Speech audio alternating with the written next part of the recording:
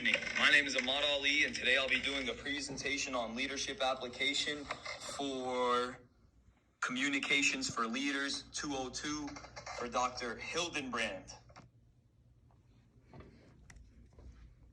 Just to give you a little overview over what the presentation is going to be talking about, I'll give an overview of our business, which is Sam's Southern Eatery, my roles in the organization, the strengths and the weaknesses in communication, main points in the leader role, the Pygmalion effect on the level of expectations, emerging as a group leader for the restaurant, and the Marshall Scott Pools argument about phase models.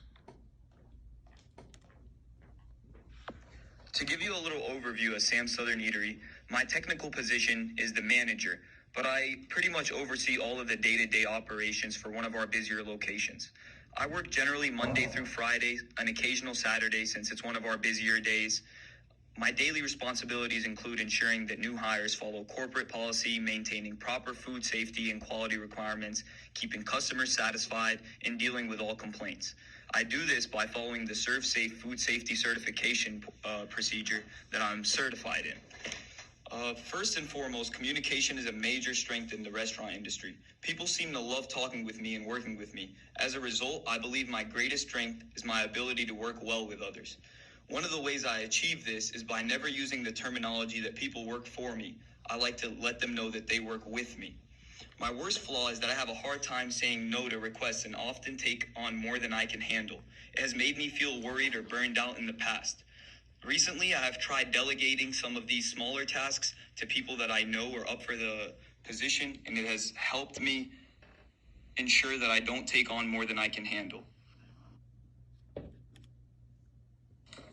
Next, I'll talk about the roles in the organization. The organizational structure of a restaurant establishes the function and responsibilities of its individuals, assisting inside the realignment of positions with important functions for the restaurant's performance. Furthermore, since every restaurant is slightly different, the structure may also slightly differ.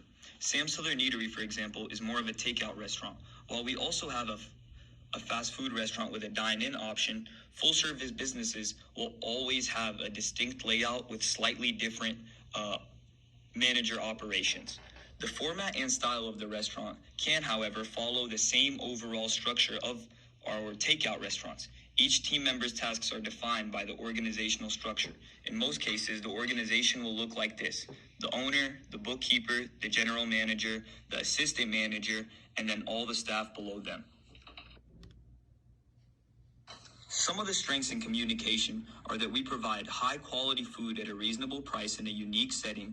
Our locations are always easily accessible and located in hotspots. We have also developed a wonderful infrastructure that ensures every restaurant runs at an optimal pace. With those things, some weaknesses do come as well. Within the company, an increase in labor costs have put a large dent in the margin and profits, and a very competitive market has been largely converted to online sales. Next, I'll go over the main points in the leader's role.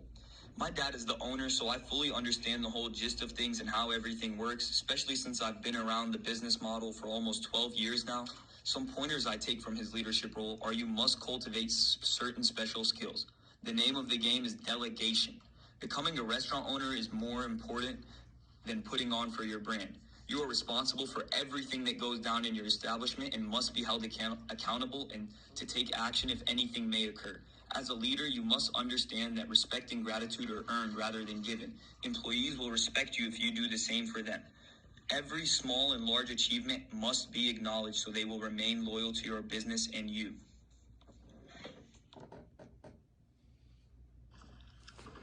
Next, we're going to review the Pygmalion effect on the level of expectations. The Pygmalion effect is a sort of self-fulfilling prophecy in which managers' hopes of subordinate performance are increased. Managers who are encouraged to expect more from their employees perform better. Employees are in charge of their attitudes. Expectations toward clients and customer service are optional, which explains why we see positive attitudes from passionate and motivated personnel. Here at Sam's, we make sure to address them with respect, smile, and show them we care. If you do this, you'll build a Pygmalion effect in customer service, which will raise employees' performance standards regardless of whether they work at Nukes or Buffalo Wild Wings. Emerging as a group leader for the restaurant. Restaurants strive to deliver high-quality meals and good service to customers while remaining within food and labor costs in order to turn profit. This aim can only be fulfilled with the help and participation of the entire team. A restaurant staff can only be successful if they work together as a team, just as a soccer team can only be successful if they work together. Greater cooperation is always the result of good communication. Being honest and direct with your employees informs the one listening that exactly what you want. It also displays sentiments about the issue when suitable. When issues develop, open and honest speaking is always the best policy. Marshall Scott Poole's argument about phase models. According to Marshall Scott Poole, distinct groups through process are accomplished by the use of diverse sequences.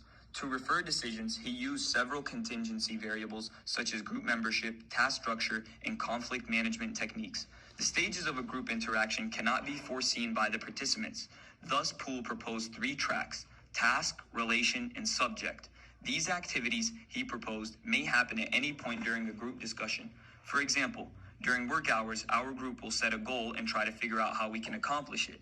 This theory is a good representation to follow. Marshall Scott Poole's phase models. Poole's model proposed many tracks for group interaction, stating that tracks might cycle or occur at any point throughout the process of communication. The approach is made up of numerous tracks which are used to interpret a group's communication pattern.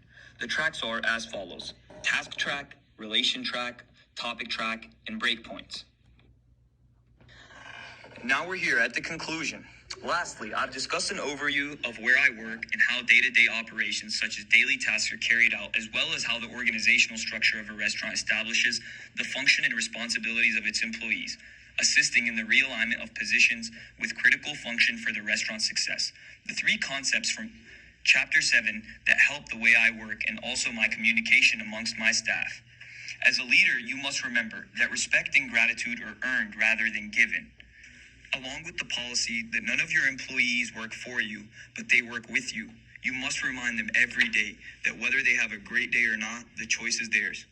Thank you for listening to the presentation. I hope you learned something, and best of luck to all of you with your future endeavors.